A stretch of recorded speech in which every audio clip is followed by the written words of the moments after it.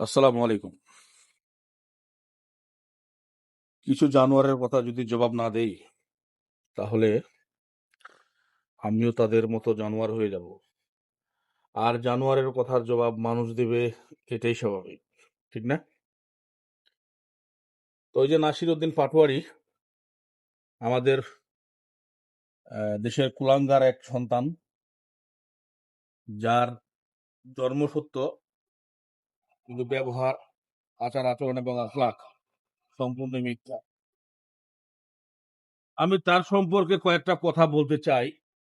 তা হলো, জামায়াতের যে এমপি 14 বছরের মায়া নিয়ে যে ধরা খেয়েছে, সেই বিষয়ে কিছু কথা। উনি কালকে একটা সাক্ষাৎকারে বলতেছেন, এটা ঠিক করেনি, ওনার প্রাইভেসি নষ্ট করা হয়েছে, ওনার পার্সোনাল ভিডিও এভাবে প্রচার করা ঠিক হয়নি। আমি সেই নাসিরউদ্দিন পাটোয়ারিকে বলতে চাই, তোমার যদি এত মায়া, এত মহব্বত তোমার ভিতর থেকেই থাকে, তোমার ভিতরে যদি সামাজিকতা না থাকে, তোমার ভিতরে যদি ইসলাম ধর্মের কোনো রকম গন্ধ না থাকে, তাহলে তোমার আম্মা, তোমার বোন, তার কাছে দিয়ে দাও, পার্সোনাল সে ব্যবহার করুক, এটা তো আমাদের কোনো সমস্যা নেই। তোমার মতো নিকৃষ্ট মানুষ যতদিন বাংলাদেশে থাকবে, বাংলাদেশের মানুষ ততদিন নাপাক হয়ে থাকবে, এইটুকুই শুধু বলতে চাই।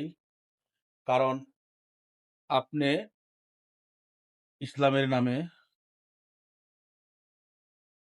কি শিক্ষা গ্রহণ করেছেন আমি জানি না, তবে আমি এটুকুই বলতে পারি যে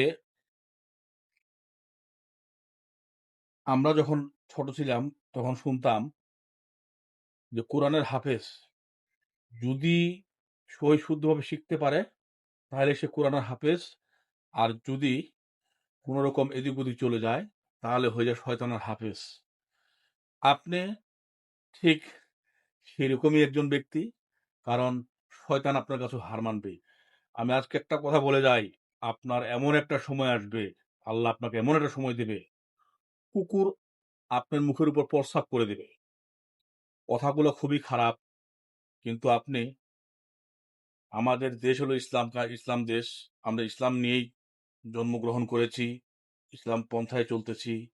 আপনি যে কথাগুলো বলতেছেন, এটা ইসলামের কোনো শত্রু বলে না, কারণ আপনারা হলেন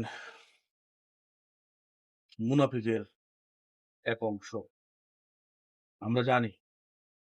কারণ যে মানুষগুলোর বিড়ি খাবার পয়সা ছিল না একটা সময়, সে মানুষগুলো আজকে কোটি কোটি টাকার মালিক, আর সেই স্বপ্নে বিভোর যে আর কত টাকা বানাতে পারবে তার।